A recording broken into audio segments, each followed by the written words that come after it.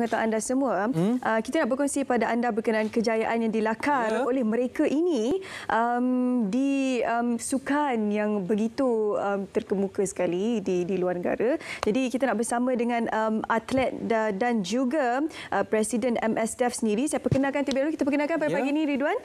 Selamat pagi diucapkan kepada Ong Shin Ruan selaku Presiden MSDEF di sini. Dan juga di hujung sana iaitu Ilamara, anak lelaki Vispalinggam, atlet karate peka. Okey, dan juga kita mulakanlah slot Selamat Pagi Malaysia pada hari ini. Tahniah diucapkan kepada anda berdua yang merupakan salah seorang dan juga tim Malaysia untuk atlet-atlet pekat Malaysia yang bertanding di 24th Deaflympic Games di Brazil, dan juga telah pun berjaya membawa pulang 4 pingat dan salah satunya adalah pingat emas. Jadi mungkin saya nak tanyakan pada Tuan Presiden, sebagai Tuan Presiden Persatuan Sukan Orang Pekat Malaysia, apakah perasaan anda sebagai Presiden, dan juga boleh Tuan kongsikan kejayaan yang telah pun digapai oleh atlet-atlet pekat ini di Brazil? Okey, pertama-tama sekali saya ingin berterima kasih berbanyak-banyak. Saya sebagai Presiden Persatuan Sukan Orang Pekat Malaysia sangat berbangga dan agak terkejut juga kami berjaya meraih 4 pingat di Sukan Deaflympic di Brazil baru-baru ini. Kerana kami telah menanti selama 21 tahun untuk mendapat pingat emas setelah tahun 2000. Kali terakhir kami mendapat pingat emas di Rome, Itali, Deaflympic pada masa itu. Dan kejayaan kali ini adalah kerana kami mendapat sokongan daripada Menteri Kementerian Belia dan Sukan, Datuk Seri Faizal Azumu, dan juga Majlis Sukan Negara kerana membantu kami untuk merancang program khas Deaflympic ini. Okey. Jadi kita nak minta Ilamara untuk kongsikan selaku atlet karate Perak kan sewaktu di pertandingan tersebut, bagaimana perasaan yang boleh digambarkan? Pertama sekali juga terima kasih kepada Persatuan Sukan Orang Pekat Malaysia dan jurulatih saya, jurulatih Chok, kerana membantu saya untuk memenangi pingat di Deaflympic Brazil. Saya juga berasa bangga kerana ini merupakan pertama kali dan Deaflympic pertama saya mendapat pingat perak. Baru-baru ini, minta maaf, sebelum itu saya telah ke Iran menyertai kejohanan karate dunia yang pertama dan meraih pingat gangsa. Okey, siapa sumber inspirasi?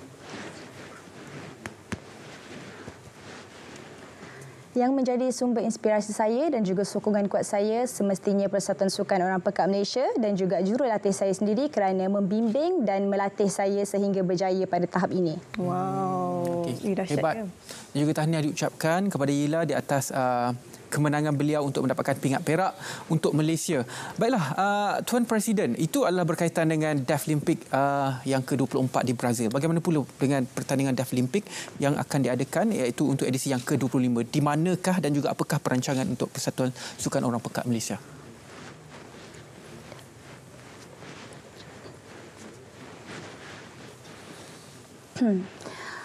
Deaflympic yang edisi ke-25 akan datang telah disahkan tempatnya di Tokyo, Jepun, dan baru-baru ini saya telah ke Kongres International Committee Sports for the Deaf, iaitu Badan Sukan bagi Sukan Orang Pekat Antarabangsa. Mereka juga telah mengumumkan tempat di Deaflympic akan datang di Jepun. Kami juga pada masa ini telah memulakan sesi latihan berlatih untuk para atlet untuk persiapan ke Deaflympic akan datang. Jadi bilakah? Ya. Bilakah Deaflympic yang ke-25 akan diadakan? Kemungkinan Deaflympic 2025 pada bulan 11 tahun 2025. Anggaran bulan 11. Ya. Okey, sejauh mana Persatuan MSDEF ini mengangkat atlet-atlet pekat ini ke peringkat antarabangsa? Jalinan yang dihubungkan bersama dengan persatuan-persatuan lain di luar negara dan sebagainya untuk memastikan dan menyediakan platform kepada para atlet kita untuk melakar lebih banyak kejayaan selepas ini.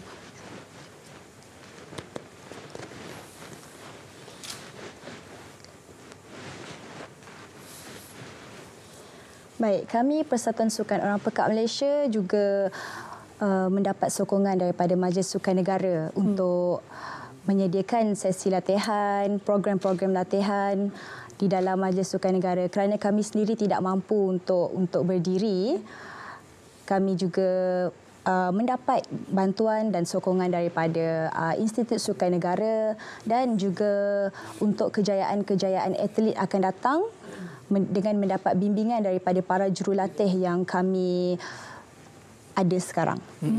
Tuan Presiden, apakah sasaran untuk Deaflympic yang ke-25 nanti?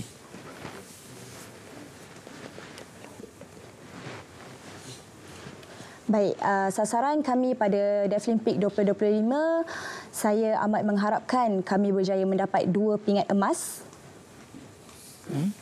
Dan itulah sasaran pertama-tamanya, target. Bila mana kalau berkongsikan selaku atlet karate, apakah antara cabaran yang perlu dilalui oleh Yelah Mahra sendiri apabila menjalani latihan untuk kata kategori karate ini?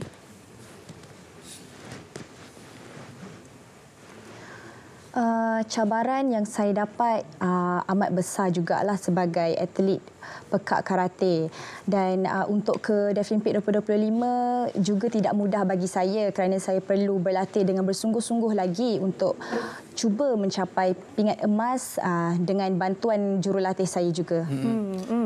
Okey, macam Yelah sendiri pernah tak pada satu ketika mengalami sebarang diskriminasi disebabkan oleh ketidakupayaan Yelah Mahra sendiri untuk berkomunikasi seperti orang lain?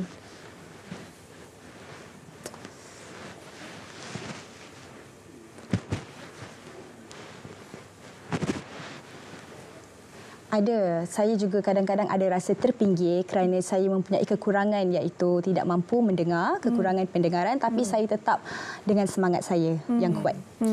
Yelah sendiri sudah bermula berapa lama dalam sukan karate ini dan sekarang sudah tahun keberapa secara profesionalnya bergerak sebagai seorang atlet?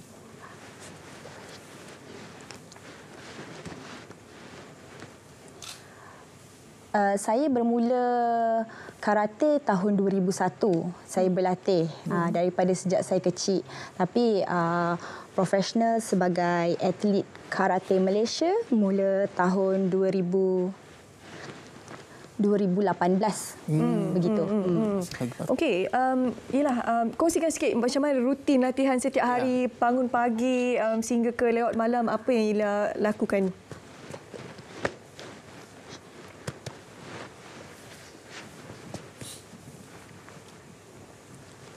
Saya akan mula bangun pada 7.30 pagi dan mulakan sesi warming up lah, macam tu. Sesi warming up dan berlatih dalam 1 minggu sehingga tengah hari saya akan berehat. Saya juga pada masa yang sama merupakan pelajar di Politeknik Johor. Oh, okey. Jadi latihan di Johor? Betul, saya berlatih di Johor. Oh, okey, baik. Latihan di Johor. Satu lagi, ada tak kepayahan bila atlet ni dia akan ada banyak perkara yang perlu kita beri perhatian tentang kesihatan tubuh badan dan sebagainya. Jadi ini menuntutkan komunikasi bersama dengan doktor dan juga nurse. Jadi bagaimana untuk Yelah Mahra sendiri berkongsi mungkin sebarang kesakitan dan sebagainya, sebab kalau kat studio ni tak apa kita ada bawa jurubahasa isyarat, kan kita boleh berkomunikasi. Jadi kalau di luar bagaimana Yelah Mahra laksanakannya? Okey, kalau contohnya saya sakit atau apa-apa, jumpa doktor, komunikasi. Okey, saya akan menulislah. Oh, okey. Menulis bila berjumpa dengan doktor. Itu je lah medium komunikasi yang ada, ya, kan? betul. Mungkin sedikit mencabar dan juga berbeza dengan atlet-atlet normal. Pun begitu, ia merupakan satu cabaran juga untuk kita orang biasa. Kita terus ke hadapan. Tuan Presiden, bagaimana pula kalau itu pengalaman Yelah dalam atlet dalam sukan karate, bagaimana pula program-program pembangunan untuk dalam bidang sukan yang lain untuk orang pekak di bawah persatuan? Kami Persatuan Sukan Orang Pekak Malaysia mempunyai 5 jenis sukan dan 4 sukan teras. Yang pertama badminton, yang kedua olahraga, bowling, dan yang bowling. Okey, yang lagi 2 sukan adalah karate dan juga berbasikal. Dan semuanya ada 6 dengan 4 sukan teras yang tadi. Dan pada masa akan datang, kami Persatuan Sukan Orang Pekak Malaysia akan mengadakan Sukan Orang Pekak Malaysia SOPMA setiap 2 tahun dengan 4 jenis sukan.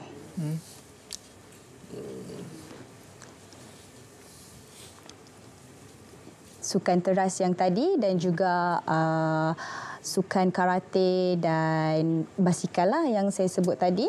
Okey. Dan daripada situ kami akan memilih atlet-atlet yang mempunyai bakat untuk dibawa ke Jawatankuasa Pemilihan untuk diangkat menjadi atlet Pekak Malaysia ke sukan antarabangsa. Biasanya seawal umur berapa atlet-atlet orang Pekak ini dapat dikesan bakatnya dalam bidang sukan seperti mana yang Tuan Presiden sebutkan tadi, iaitu 4 sukan teras, dalam 4 sukan teras sebentar tadi? Kebiasaannya kami mempunyai ada yang seawal usia 12 tahun dan ada atlet yang sampai umur 30 tahun. Okey, dan seawal umur 12 tahun kami memilih mereka yang itu melalui bahagian pendidikan khas. Kami bekerjasama dengan bahagian pendidikan khas dalam pemilihan atlet-atlet Pekak.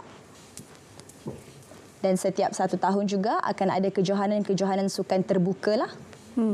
Okey, pada pandangan Tuan Presiden sendiri, adakah atlet Pekak ini dan juga Persatuan Pekak Malaysia ini mendapat liputan media yang mencukupi untuk kita memberikan kesedaran kepada orang ramai berkenaan sukan-sukan yang diterajui yang juga disertai oleh orang Pekak ini?